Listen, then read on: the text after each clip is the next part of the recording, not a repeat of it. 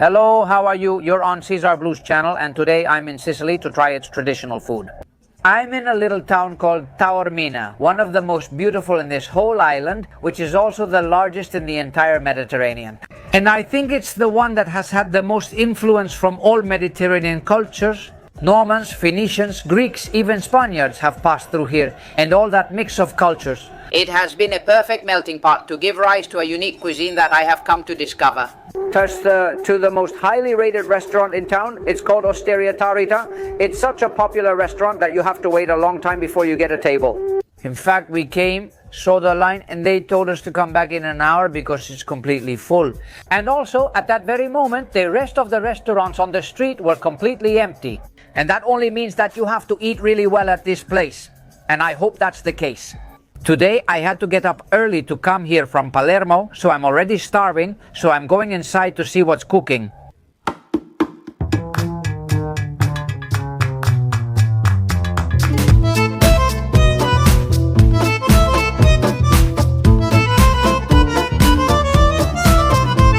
I'm already here inside the restaurant, exactly 1 hour of waiting to get into the main dining room.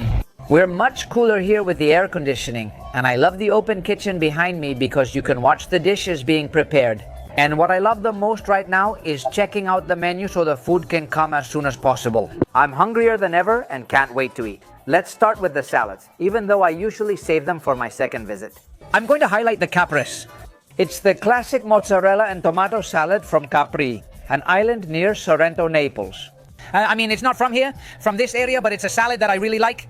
Today I'm only going to order local things. Let's see what they have here among the antipasti. Well, they have several types of bruschetta, which are like little pieces of bread with different ingredients. On the top, the caponata, which is a very typical dish, actually from here in Sicily. I'd say it's the most typical. The parmigiana, which I already ordered the other day, and the fried calamari. For first courses, they offer various pastas. Pasta alla norma, pasta with ragu, lasagna, and ravioli. For main courses, they have fish and meats. For fish, they have the most typical one from Sicily, which is swordfish. And also sardines, which are also very typical, as well as cambaroni grilled red prawns. For meat, they have entrecote, chicken, meatballs, and then we move on to desserts, led by tiramisu, which is a classic all over Italy. They also have cannolo with ricotta, pistachio cake, lime sorbet, and Sicilian cassata. The menu is more like a clue than a verdict, and now let the eating begin. The party starts with what's included. I won't call it free, since the cover is €2.50, but it's included with your drink. This small toast, this tomato bruschetta, seems to have onion too. I'm not sure if he mentioned sardine. In the wine section, they only had one that they call local wine. And when I ordered the bottle, I saw that it's the wine from Osteria de Tarrita, a Sicilian PT2. So, it's local wine with protected geographical indication. I'm going to start by tasting the wine. Well, it's good. Where we go, wine is traditionally served at room temperature, which lessens the charm a bit. I requested an ice bucket since I have the bottle here, but it should really be at its proper temperature. But in every restaurant in Italy where we've ordered wine, it's been at room temperature. Anyway, let's see. How's the bread roll? It looks like it's a crunchy and thick bread. The bread is really good. It's whole wheat bread, it's toasted bread, lots of seasoned tomato with a bit of basil. It's not sardine. What it has is onion and, well, a ton of tomato. And we continue with the caponata, one of the most iconic dishes from Sicily. It's a sweet and sour stew with fried eggplant, celery, onion, capers, and olives. It's typically topped with tomato sauce and vinegar, giving it its distinctive flavor, usually served cold or at room temperature as an appetizer. Some places use pine nuts, but I don't see them here. This is the portion they serve. I came with my mother, who's behind the camera. I'm going to start serving, so everything I order we'll enjoy together. By the way, they've also brought the bread. What a basket of bread. It looks like the same bread as the appetizer, but this time it's not toasted. And it seems like it's good bread. The earlier bread was great. Now let's try the caponata. If you've ever been to Sicily or if you're planning to come, this is pretty much a must and essential on Sicilian tables. This is delicious, made with cherry tomatoes, roasted and warm. The caponata is pure vegetables and very tasty. During these days of excess in Italy, some roasted vegetables are a nice change. The caponata is honestly delicious, huh? It lacks pine nuts, though some places add them. It has a mild touch of vinegar, but very mild. The eggplant tastes great, but the portion is small, right? It's a dish meant to be shared, but since we've ordered a lot of things, we're definitely not going to leave hungry. In fact, I don't know if we'll be able to finish everything. I'm saying it's really good, and in this case, it's fine that it's a small dish. But on the other hand, I'd say that even for one person, it seems a bit little to me. It's so good, and the bread is delicious. Looks like today will be full of carbs. Let's continue. This is also one of the symbols of the local cuisine. Pasta alla norma, one of the most famous dishes of Sicily, which is a true tribute to the cuisine of Catania, which is right next door. Simple recipe, pasta. In this case, it looks like some paccheri from Naples. A large macaroni served with homemade tomato sauce, fried eggplant, fresh basil, and a generous amount of grated salted ricotta. The dish's name reportedly comes from Bellini's opera Norma. Also born in Catania, as it was so perfect, it was called a masterpiece. They serve this small dish in little pans, which is really nice. I'm going to split it 50-50 with my mother and try it. Indeed, it's paccheri, which is very famous in Napoli, but well, it seems they use it a lot here too. This is really good. Well, yes, the pasta they usually make more often in Naples. They also serve it here to go with this kind of ratatouille. I say this in every video and will keep saying it. When I try pasta in Italy, the pasta in Italy is so much better, at least in the places where I've tried it, you know? I've been to several Italian restaurants in Madrid, Spain, and haven't found this type of pasta.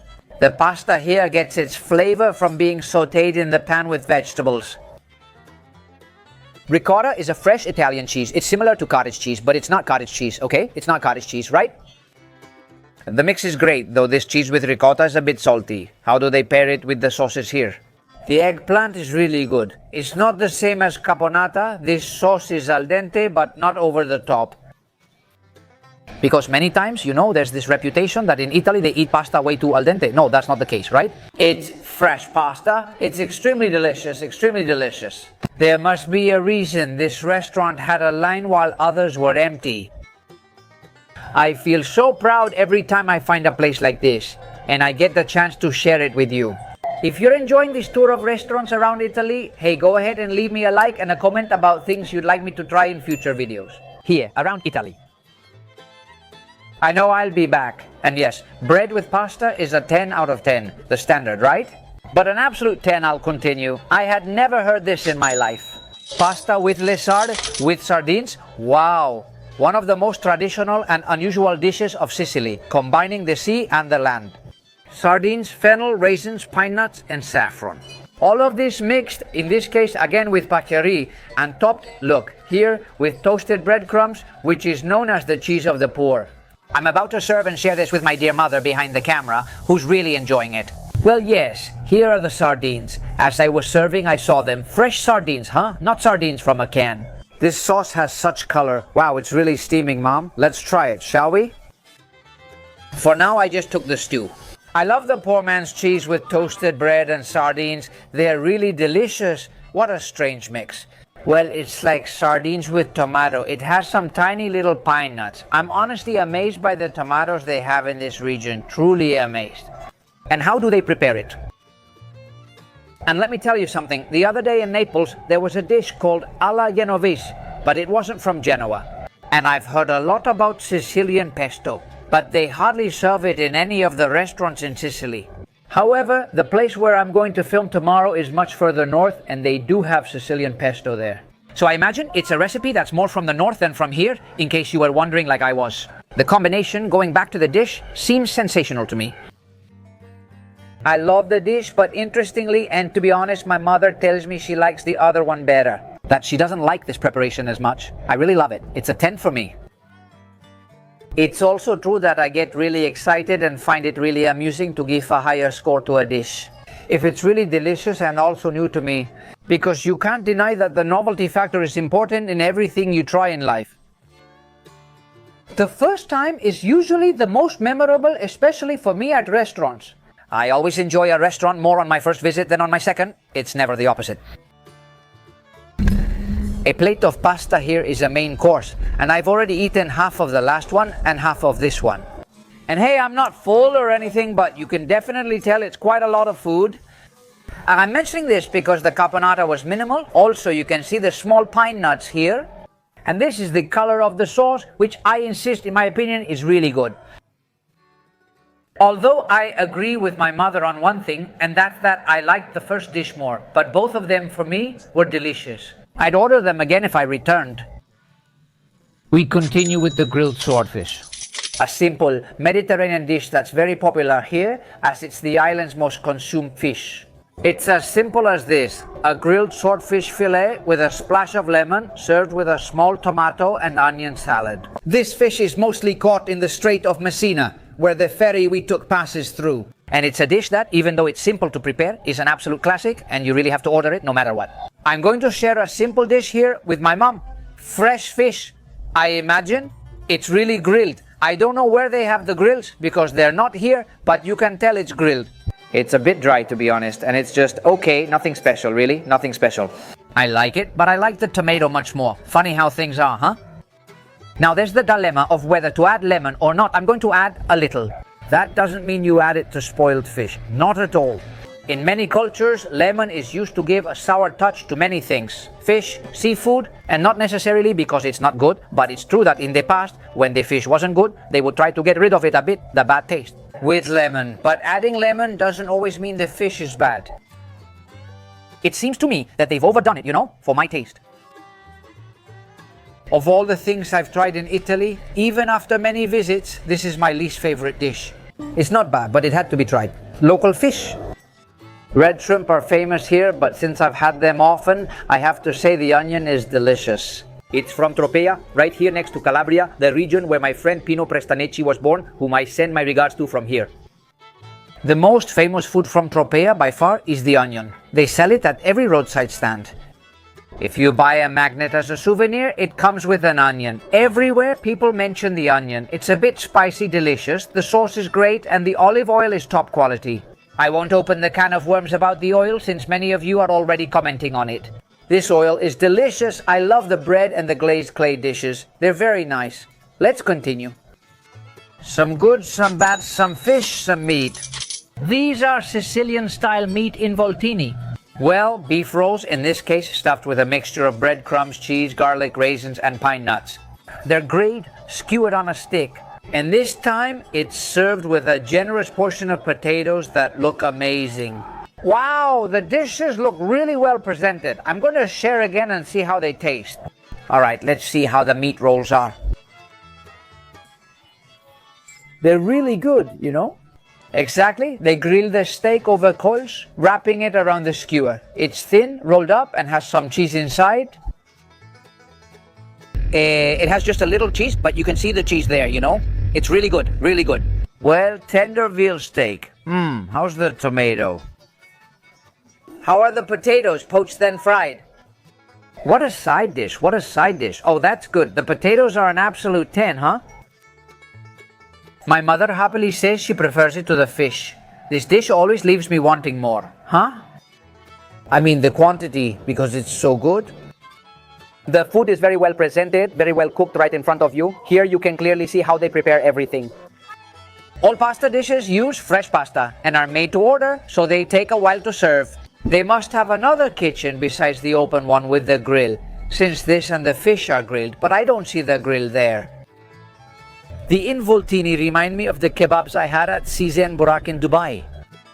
They also look a bit like the kebabs I tried in Greece, which are called gyros there, if I remember correctly. But they're not like doner kebab, with the rotating meat roll they slice, right? Are they? Well, they're like skewers where minced meat is wrapped around the stick and then rotated. That's why it's called gyros in Greece. I don't know why it's called kebab in Turkey, where the name comes from. I might be wrong, but kebab may also refer to something that rotates. Believe it or not, this fills you up, but there's always room for dessert. This is pistachio cake, a popular Sicilian dessert, especially in Bronte, known for the world's best pistachios. Sponge cake with almond flour that's filled with pistachio cream and decorated, well, also with pistachios. And the other super well-known dessert is the cannolo or Sicilian cannoli. It's a crunchy little shell like this, in the shape of a tube with fried dough that's filled. And pay attention, right now it's filled with smooth sheep ricotta cream.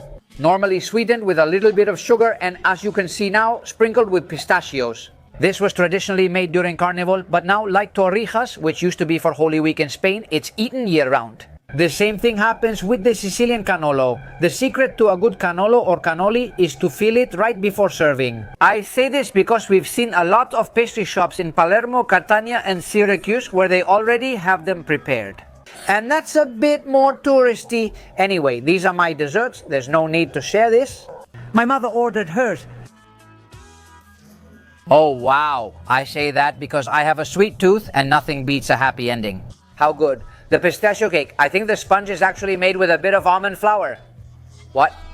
It's really, really good. Frankly delicious, although for a pistachio dessert, I don't taste much pistachio, I barely taste it.